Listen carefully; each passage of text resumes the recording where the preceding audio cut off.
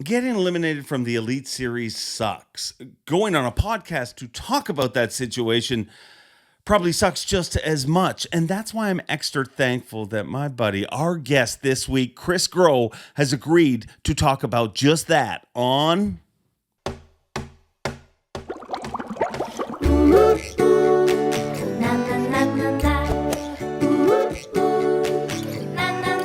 I'm Bob Cobb from the Bassmaster. Welcome to Mercer. It is Wednesday, December 1st, which is hard to believe, but it is Wednesday. It is hump day. Happy hump day. Happy Wednesday. Hope you're having a good week. If you're not having a good week, the good news is you're halfway through the week, so that's good news. Thank you for tuning in here week after week. This week's show is going to be a little different. Because last week, the Elite Series announced the field for 2022. So many amazing names, so many amazing anglers coming to the Elite Series. Congratulations to them all. But with that, for the first time in, I think, 3 or 4 years, the Elite Series actually had a cut. I mean, you can't have all that influx of anglers and not have a cut. I understand why we have a cut. I think it's important for the anglers that are leaving. I think it's important for the anglers that are staying. I think it's important for the anglers that are coming. I think it's important for the industry in general to have a cut. But it still sucks because there's still people you love and care about and look forward to working with every single week. And now we're not going to be working with them. So before I go any further, just to all those people that have been eliminated from the Elite Series, thanks for everything you've done over the years. You'll always be part of the Bass family, and I hope to see you back on the Elite Series in the future. If not, I hope to see you as part of the industry. I mean, it's a tough situation, and not everyone was cut. I mean, there's Brian Snowden, who actually retired and went on to a new job at Bass Pro Shops. So happy retirement, Brian Snowden. But obviously, there's a bunch of names that we're not going to be seeing. And every once in a while, I'll see somebody post something. Why doesn't Bass post the name of the anglers that have been eliminated? And you know what? I'm going to defend Bass on this one, and I'm thankful that they don't. We can all figure out the names. You don't need to post that. Just like I don't need to list who's been eliminated here. Hopefully I'll get to talk to them all privately, whether it be through, a phone call in person or through text, but just to thank them. One of those dudes that's eliminated is going to be here this week as part of our podcast. And this is something that I've never done before, but I think it's important because no matter what you do in life, you need to realize that there's going to be ups and downs. I remember when I was a little kid, I used to think, man, maybe I'll do this and I'll achieve this. I'll do this for a living. I'll be this, and maybe nothing will go wrong in my life. And that's what little kids think. But when you get to be an adult, you realize that everybody has their trials and tribulations. Everybody has their struggles. And some of the biggest struggles that you face in life, you'll look back at as some of the most important things that ever happened to you because they make you the person that you are. So I'm thankful that Chris is going to come on and talk about being eliminated from the Elite Series. It's not a fun topic to talk about.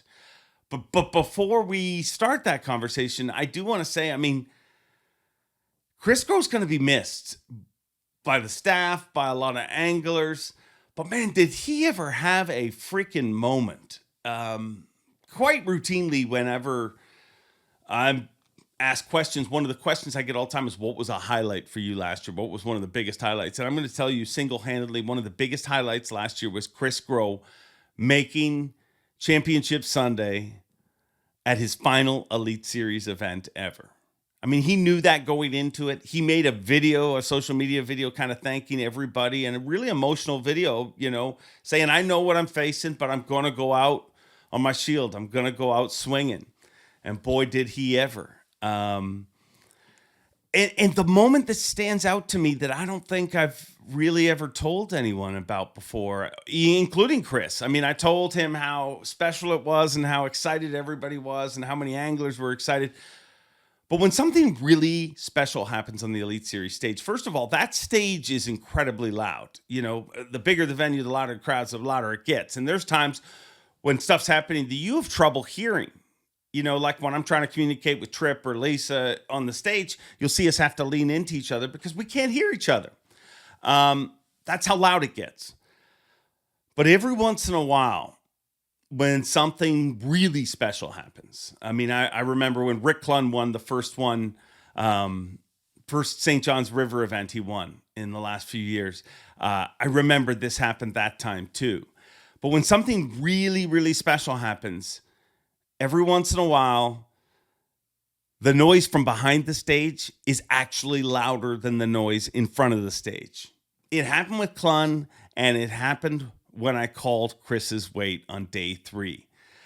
The entire, these guys compete against each other. Yes, every single one of them wants to win every single trophy. But there was, I don't know if any of them didn't want Chris in that cut. I'm not sure who was 11th. I'm sure maybe they didn't want him in there. But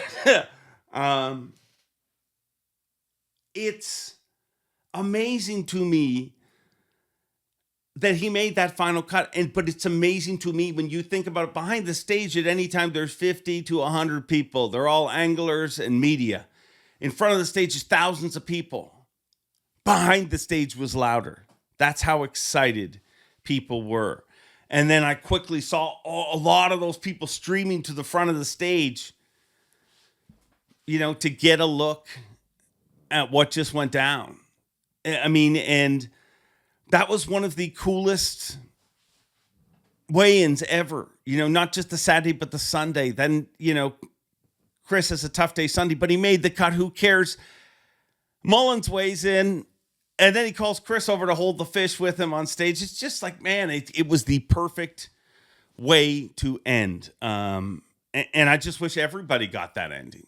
I really do. I wish every one of them that were eliminated got that ending, but they all had their moments, some amazing moments, and I thank them for that. But I thank Chris for doing this. I mean, this is not an easy interview to do. It's sure, if you're Logan and Tucker, man, it's pretty easy to come on and talk about the $1 million you just won. But it's tough to talk about being eliminated from the Elite Series.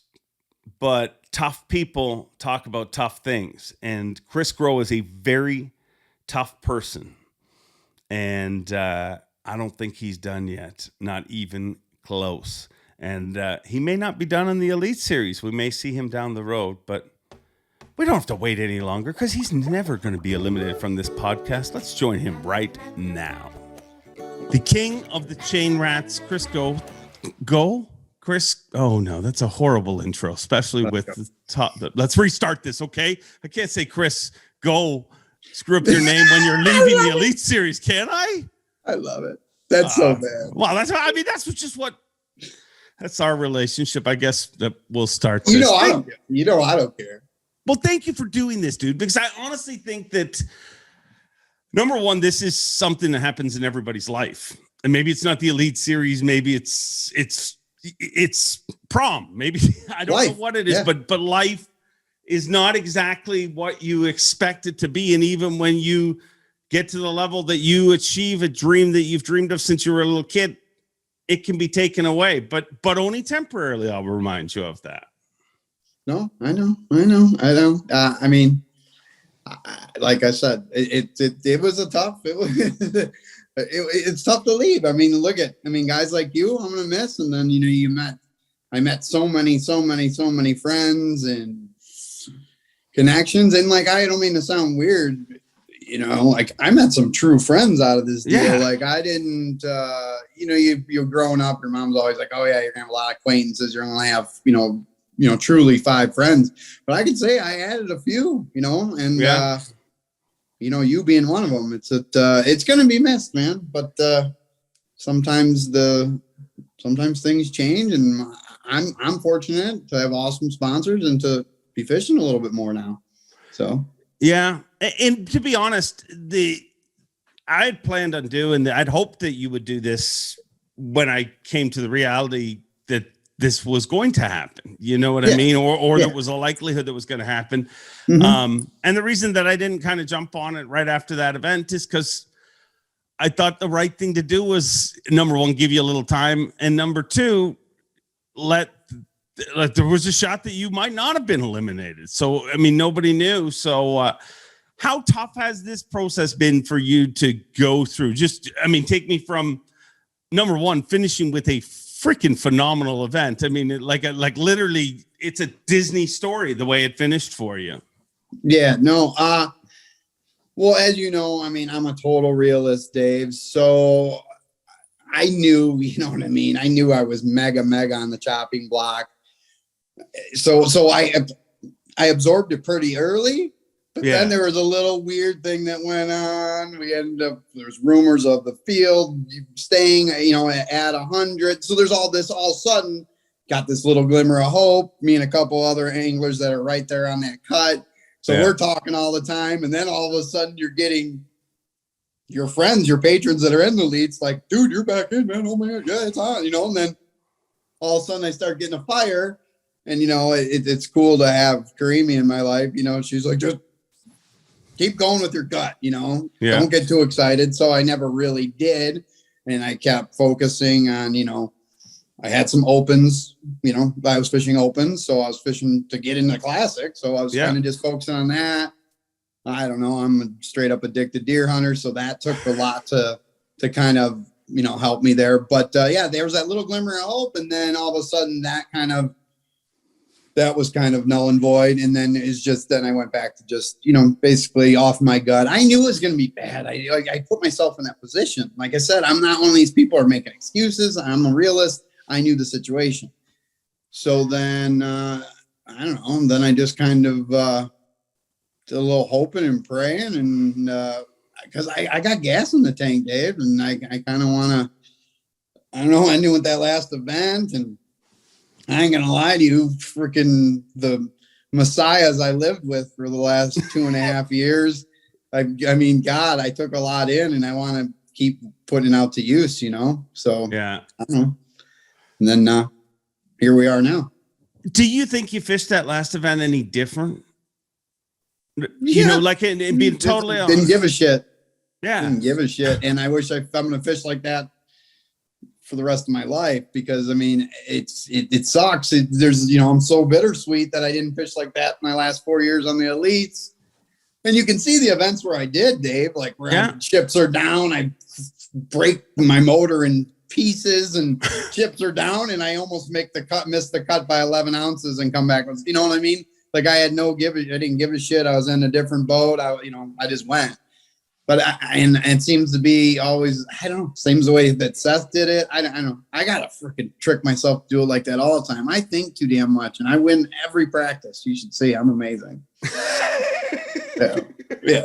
I'll catch them with no hooks on. They'll blow it right through their gill, and I'll get them in 6-pounder. Yeah. Do you think that is the biggest difference? You know, that ability to do what you did in the last event. And as you brought up Seth, I mean, Seth literally was in the same boat, just a few points in the other direction. And, you know, was the last guy to qualify for the Angler of the Year championship. And he qualified by getting second. And then the rest is kind of history there. But is that the momentum thing that nobody can figure out? Like just how to get rid of all that other crap and just not care about anything but catching, you know, the next big fish.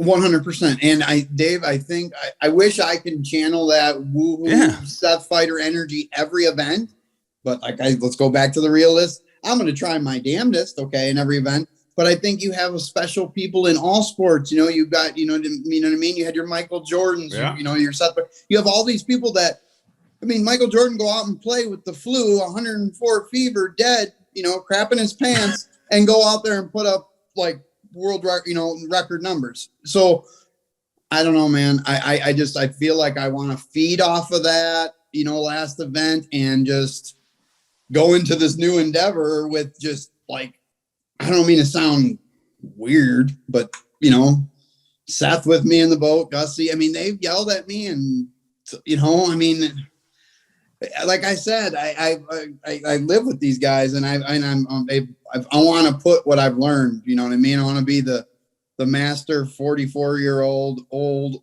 did I say old Jedi, go out there with my sword and whoop some ass the rest of the way here on, like I said, on this new endeavor. So in some ways, did your collection of roommates, do you think, I mean, I know you wouldn't change it for the world. They're your brothers. That's not what I'm suggesting. I'm just saying, do you think in some ways that made it tougher on you? You know what I mean? Like if you're having a tough time, it's horrible to be right beside the guys that are hammering them. You know what I mean? And I think that would has to start beating into your brain different things. Like, so you're almost thinking the way they're thinking as opposed to the way you're thinking. And everybody who ever catches him says, I caught him because I fished the way I'm supposed to fish. I stopped following anyone else. I stopped listening to other little voices, and I just didn't give a crap. Yeah, I mean, I don't think it had a degree of effect on me like that. I wouldn't per se that at all, because I feel like I mean, I continually learned from those guys. So there was nothing like that. They were very, very supportive of me and did nothing more than, and the thing is, we help each other's out and stuff. And I'm being just straight up. I just feel like, especially with me, Gussie, and Seth, I mean, it was open book. I mean, we were open, and you know what I mean? And it helped us a lot. I mean, more so, and sometimes for them, like, I get kicked out of the cut, and they knew an area where I was fucking, I was on a few, and they, they'd be like, oh God, girl, they're there today, and I don't mean to sound weird. That's a great feeling still for me, like because I feel like I got the game, I'm finding the fish. I just think I get a weird something on tournament day. I just said it earlier. Like I can win practice. Like I am never, like Tyler Vet texted me the other day and, just BSing about everything that's going on. And he's just like, he said, can you please not put any hooks at all on in practice from now on, please? That was the last text I could show you. It's great. So I don't know, man. I think I'm just, I don't know. I need a reset, Dave. And I don't think the roommate thing was at all. I would never change in the world. I mean, you're rooming with four of the best fishermen in Canada and in North American area here, US. I'll take it. And guess what? I made some good friends out of that group that'll, be at my wedding. So yeah, I'll take it. An amazing crew that you rolled with. And I'm not saying that they directly did anything. When you're seeing that, I mean, literally you were at the brink of being eliminated from the Elite Series while you're rooming with the guy who is dominating the Elite Series. It can't help but mess with your mind a little bit. I don't know who had more pressure on them, really, when you look at what you were both facing. But you say you would need a reset. Well, where does that come from? Like, do you just think that you need to hit Control-Alt-Delete and a fresh start? Yeah, I think that's going to get back to what we were talking about. That, man, I could just see how many times I've fished free and done well, even on the home local derbies on the river. I wish I can do it. I wish I knew how to do it every single event. But you fish enough to understand what I'm trying to say, and most people that tournament fish get it. Sometimes this thing is the demon, and it's like some days, man, I've been flipping and skipping and reading graphs since I was shitting in my shorts. Go out there and go fishing. You know what I'm trying to say? Put it all behind, kind of like what Seth said. Like, Seth didn't use that many different baits to get AOI. No. He kept it simple. So how do you do that? I mean, okay, so you're going to get a reset. Because I don't care now. Because I had Abu Garcia, Berkeley, our best sponsors here in the world, pure fishing type thing, continue to support me and believe in me and get me, keep me fishing, get me an exemption to go over to the other side and fish on the Tackle Warehouse Pro Circuit. And, it's another way to go. And he just, I feel like, I'll be straight with you. Okay. I'm rooming with my roommate that I went, made the opens, made the elites with. My boy, Matty Steffman. He's the man. Gussie's good friend. Used to roommate with him, Wisconsin boy. Chain Rat, OG. Don't know him at all, but I wish he would stop releasing like some of the stuff. He released a little thing about making your bait backslide that you can do with a pit boss. He should shut up about that kind of stuff. Okay, Matt, Steph? I'll tell him. I'll text him right now. It's the best thing I could ever done for him, just saying that in this video. I mean, if I'd have said it was a great video, 2 or 3 you go. If I say stop it, Matt, Stefan, more people will go there. He's a good dude. He's a trip. So what I'm saying is I got him, got another rat I'm traveling with, Mark Fisher. So I feel like I am just like, I don't mean to say it, like I am going full-blown Seth fighter. Like I am not giving a shit because guess what? I don't make that tackle warehouse, whatever championship back at St. Lawrence River. I'm being straight up. I'm done. You're quitting. I'll be done. I'm going to freaking guide, fish tournaments at home, get back on the trail here, work, set tile, live life, you know. It's the old school wrestling. Win or leave town, loser leaves town match. I mean, not gonna lose town. I'm always gonna fish. I just don't. What's the point? So we're gonna be pushing on 5 years, 2 years with them, 7 years. I'm being straight. Like I mean, I'm going out and just letting it roll. Gonna win one of these. You know, I'm not thinking my career's gonna be over because I'm gonna go out here and hit the reset button and fish free as a bird. I've been to almost every one of these spots. I mean, except Rayburn, and guess what? That's going to be like that is like a total bucket list. Let's go. I mean, I don't know what else to sell, Dave. The fire I got to go. Like gas has to be pressed on. Boom, boom. Good fisherman. I've accomplished some awesome things. It's time to roll. If not, let's take what we've earned here over the last couple of years, do some guiding, get back on a trail around here, get my ass kicked a little bit by these locals, and then start tiling again. Or whatever, or sell myself. One of the two. which do you think people would want? They may pay more for you if you're tiling. Beat down. I would definitely be a Tuesday afternoon mac and cheese guy.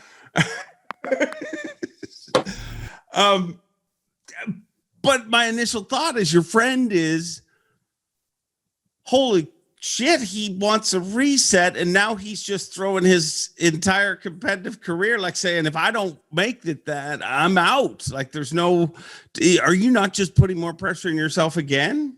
No, I'm just fishing because I want to succeed. I know the caliber. I know what I got to do now. Like, I don't want to sit here. You already know this sport is it's not the, you know what I mean? The most lucrative sport unless you're winning.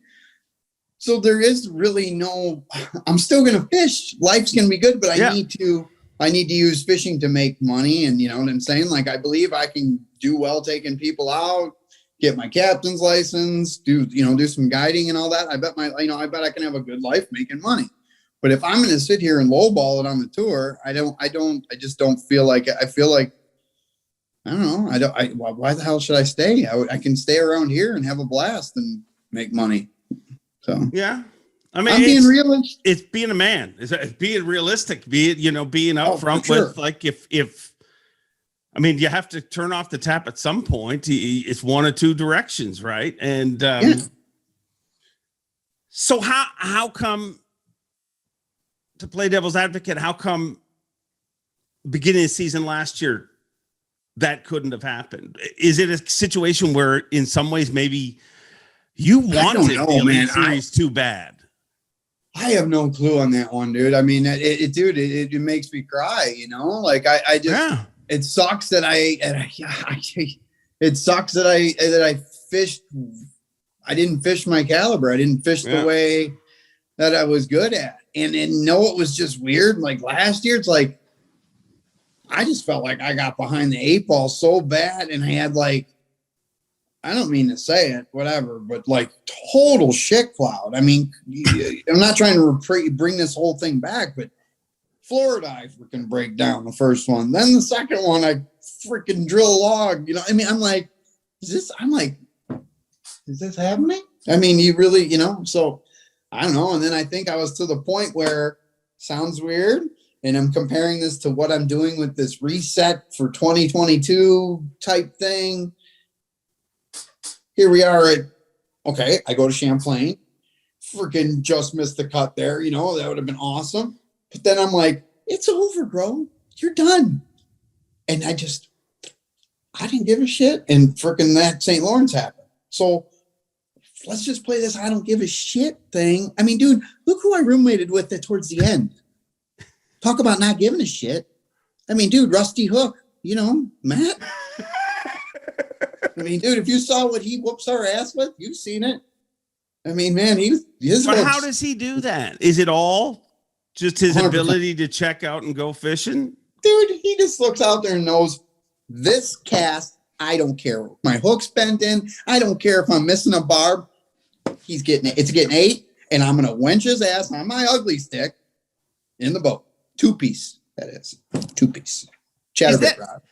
Is that frustrating to compete against a guy like that? Because because I love it. I love it because that's freaking what I lost. You know what I mean? That's what I didn't do. So guess what? It's game over. I'm done thinking too much. I just need to go out there and have fun and not think so much and trip out. Just go. And I know this is easier said than done, but we're going to give it a shot, Dave. I don't have nothing to lose, my friend.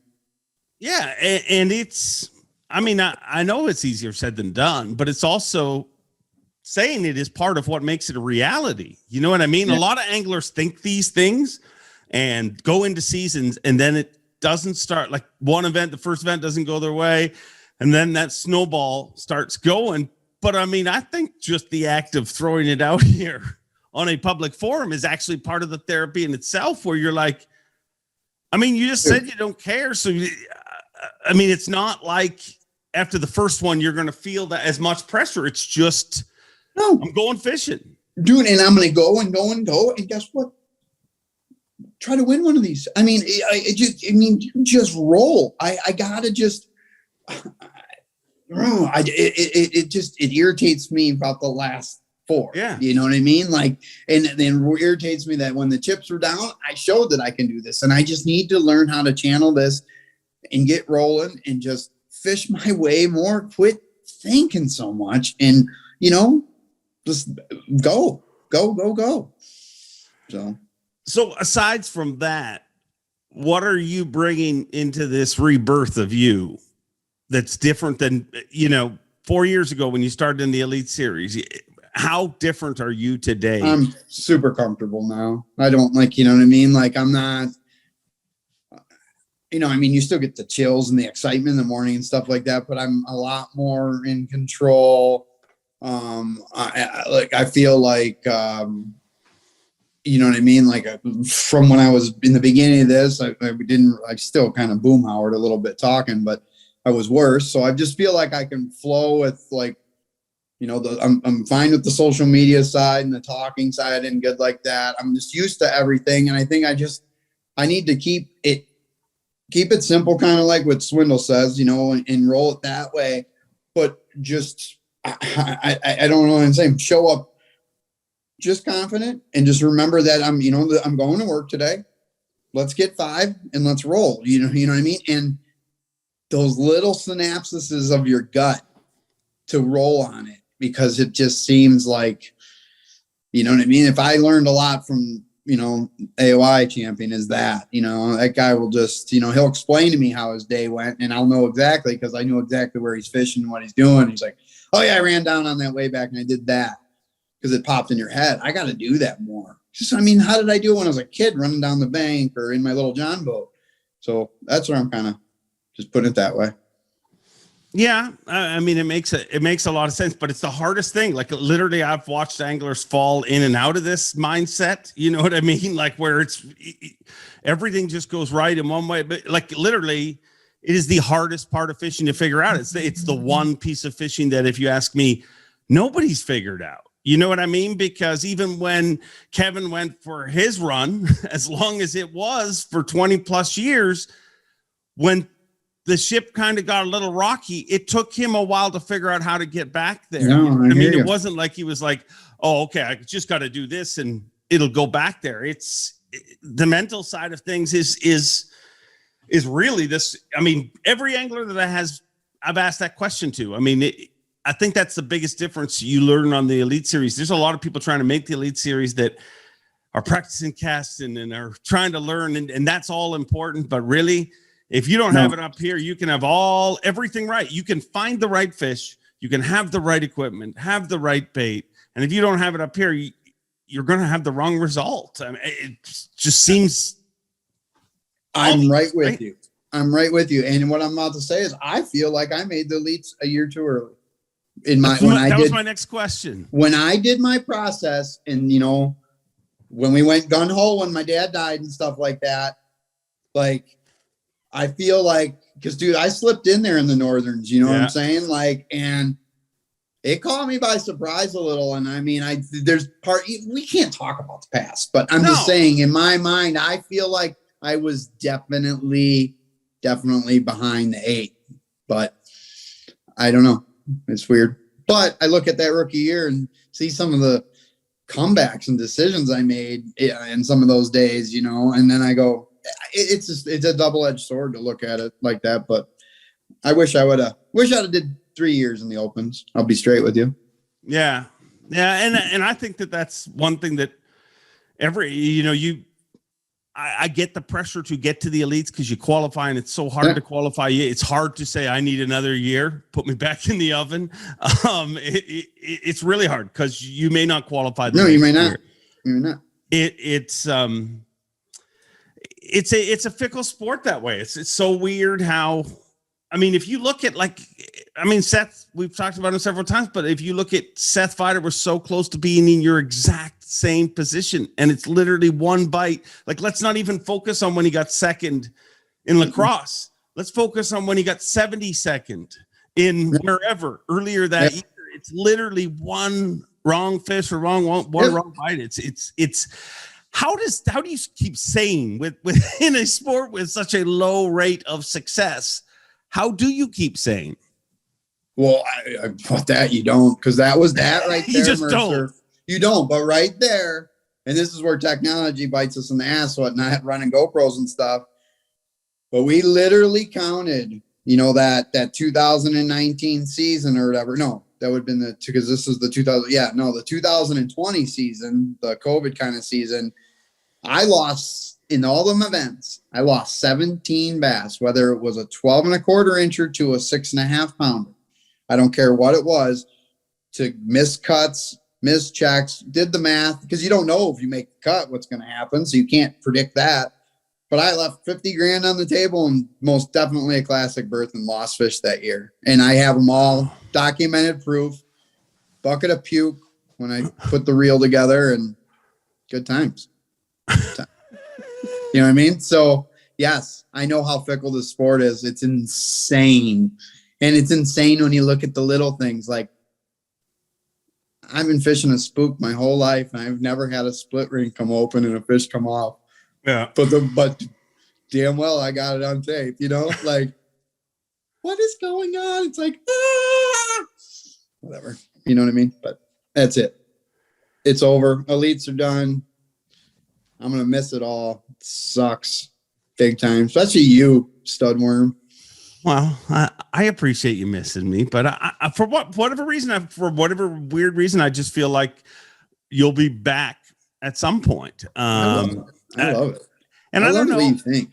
I also, you know, I figured something out a number of years ago, and I read something, and it's kind of screaming in the back of my head when you're talking, because, and if you think this way, I think it just makes you a much healthier person. But I remember reading this thing, and it was a 9/11 tribute of all things. Okay. And it was a bunch of people, and it was somebody talking about how there was this day and somebody spilled a coffee on them, and they had to go back to their house and change their shirt and do everything.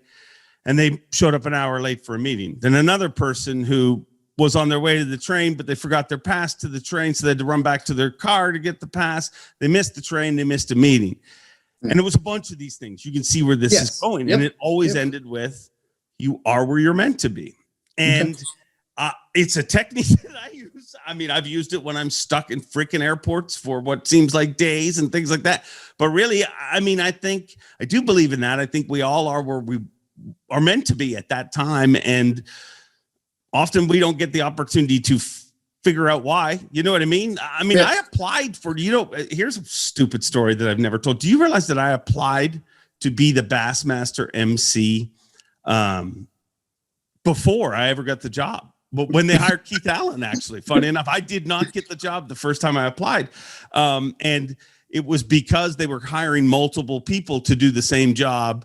And I sent them a tape with stand up and all this weird stuff. And they had just had Fishburne as their MC, who is a nut job like me. So I think they saw my tape and were like, yeah, we're not going to hire that idiot. So yeah, no, I applied for that job. And I remember thinking at the time how much it's like, how can they, like, I literally thought when I had the opportunity to apply for it, I thought I'm getting this job. I mean, I've dreamed it my whole life. I'm not going to get this job. But when you don't get it, it is a kick in the nuts, but it, you know, like you said, maybe you need to go there to continue this learning process. You know what I mean? Maybe, you know, as you look back and you say, I got to the elites too soon.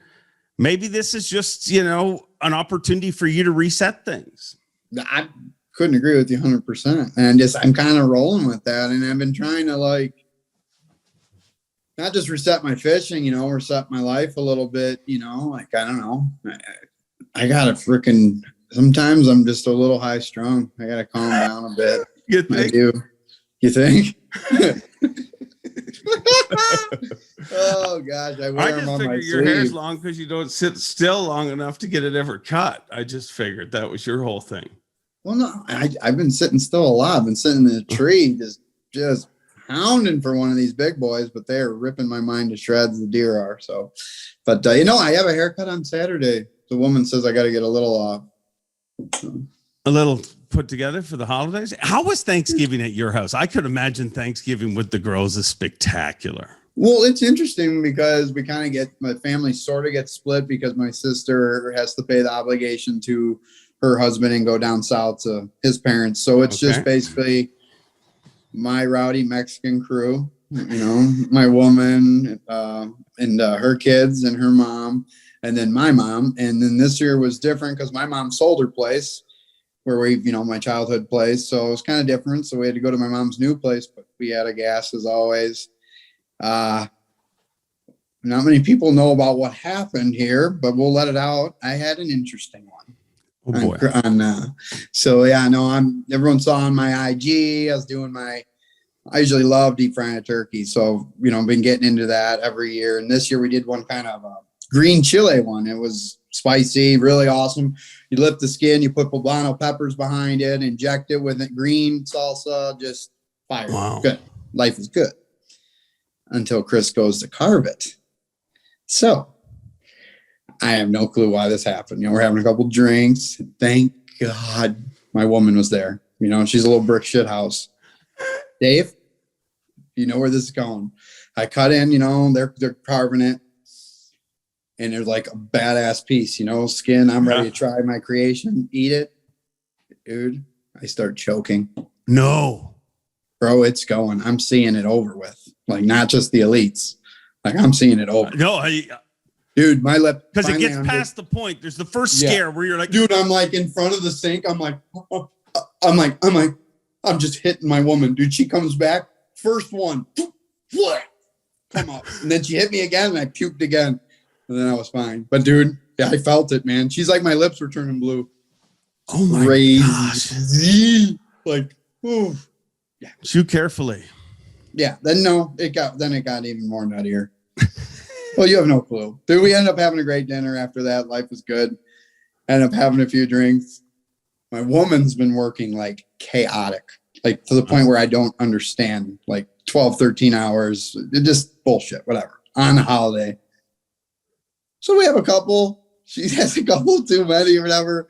Stand up, go outside, let the dog out because the dog's over at mom's to the house. And she's like, Chris, I'm feeling dizzy. I'm like, okay, well, let's go back in. All of a sudden, boom, she hits the floor and passes out. I'm like, is this really happening?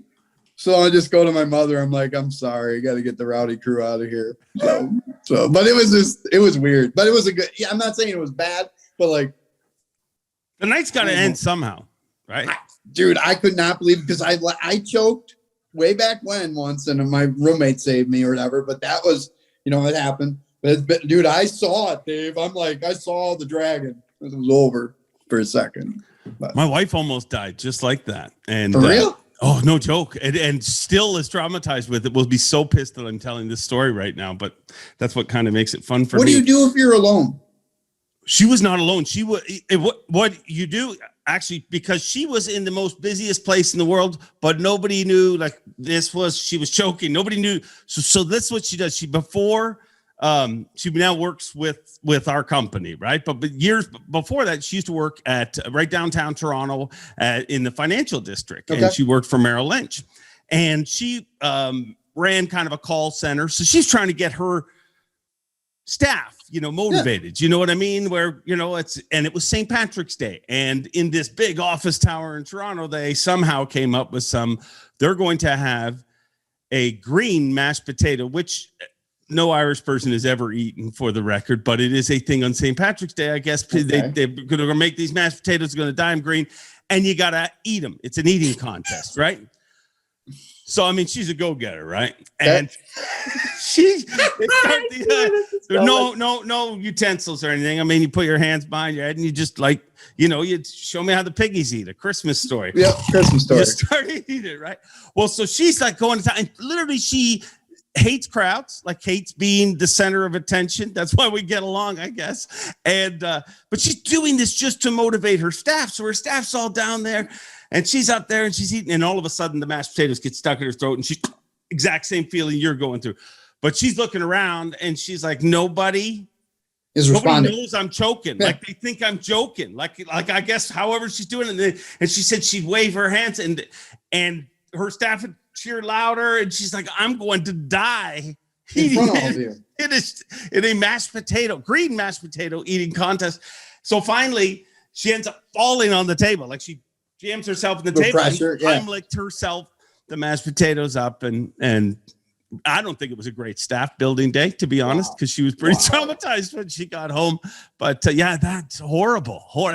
And I've had that choking where you get, you're choking for a second and you kind of remain calm. You're like, okay, I'll just, and then, but there is a second where you're like, holy, this is not moving. And then also, I'm probably not going to choke, but maybe I am.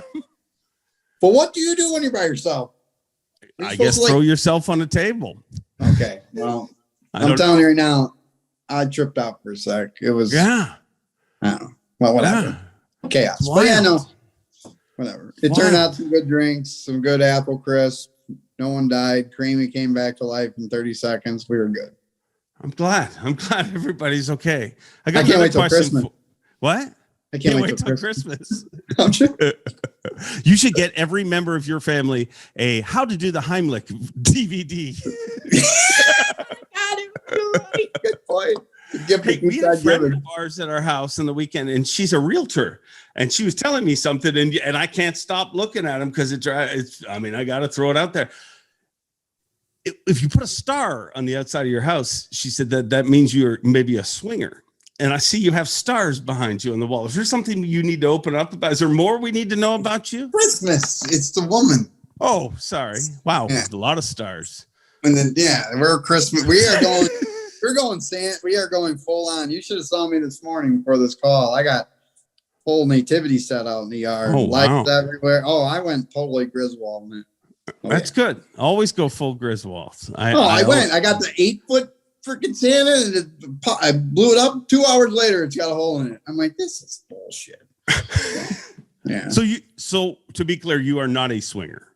No, not anymore. Back in the 80s, when I was, late 80s. Yeah. No, I'm totally good. Was there a period in your life that if somebody just is randomly rolling through YouTube or whatever and comes across this, me talking to Chris Groh, the pro angler, was there a period in your life where somebody's going to be like, I had no idea he was headed in that direction? Or are you the guy that everyone's like, yeah, that's what he always wanted to do?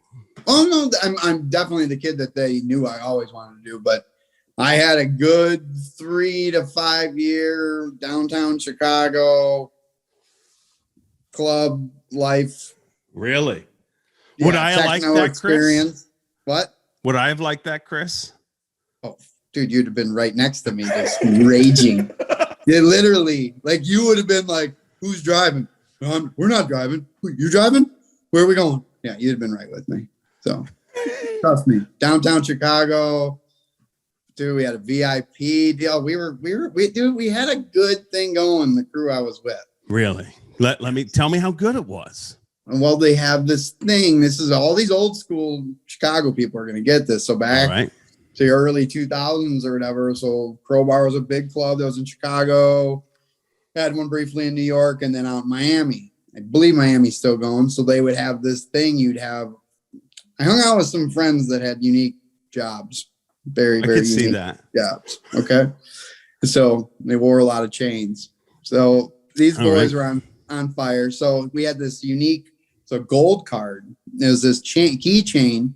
And what it does, it was basically, they only gave out like 100. And you had access to like, not just that club, other clubs, after hours, and no issues. You know what I'm trying to say? Like the line could be out the door. Ain't no we line. Could show up at 2 a.m. and how many you got? 34. Are you fucking kidding me? And then all of a sudden, pull the card out. Yeah. They're all. No, it was just a good time. And that lasted, I lost a lot of brain cells, but it was a really, really, really, really good musical experience. It was a cultural, musical, yes, spiritual, yes, physical, lot of every yes. Yeah, but it was awesome. I'm not gonna lie, I'm being straight on that note. No, we're not getting all weird, but like my sister met her husband, you know what I mean? Like we all had it, you know what I mean? Like it was like my cousins were down, like we've had a good time for like that period. We were very fortunate, you know, and then all of a sudden you grow up, you know what I mean?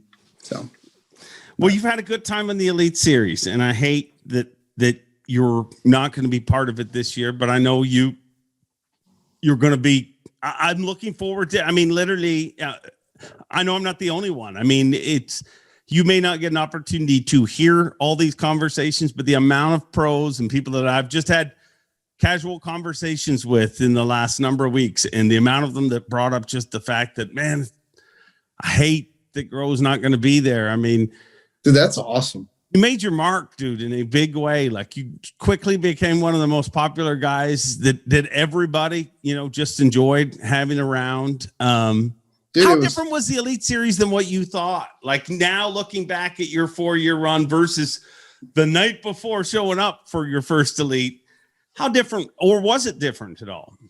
Well, think about it, Dave. I went through some changing times. Yeah, you were also there at the craziest time too. Yeah, so I got, the first year very, very, very, very, very, very, very intimidating. You know what I mean? Like, holy, you know what I mean? And then the chaos kind of happened. I already knew these guys for a year, and then you got comfortable and stuff. And then that's when, like, who was the most intimidating?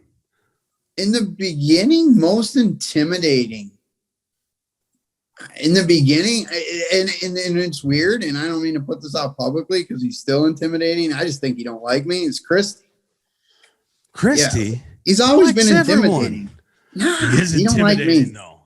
I have no idea. I don't know whatever. But Christy probably.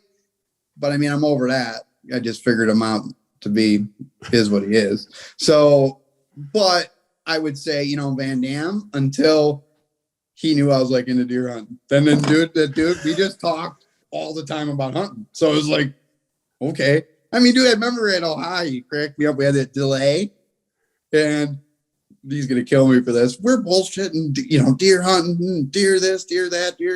All of a sudden he's like, I gotta go to the bathroom. I'll be right back. Goes tools through the whole crowd, goes up, does his shit, comes right back, starts the same conversation again. I'm like, this guy's awesome. Oh, business. So, yeah. So, but yeah, no, but like, so you know what I mean? Like, that's awesome compliment, because I've made some good buddies, man. Like, I don't know. My personality goes to some of them Southern boys, and I love messing with them. They're the best, I've never cracked a man in the ass so hard in my life. Some of these guys, when they're going to freaking pull off their trail, I always just get them in the morning, they'll never forget that shit.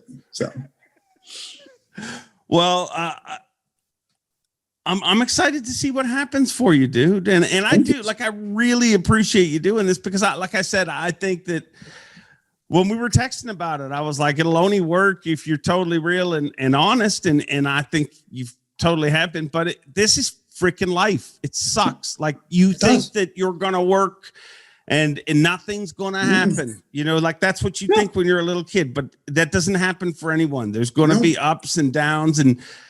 But that's also what makes you who you are on the ups. You know what I mean? Like, I don't believe, you know what I mean? You take any angler. I mean, it's so rare that they have the life that KVD had, like caught them right from the beginning. There's so few. For sure. No, you can count them on your hands. I mean, dude, it was an awesome 4 years. I loved it. I learned. I mean, I'll never be able to replace it, you know? And like you said, I'm just going to keep grinding, keep working hard, fishing hard.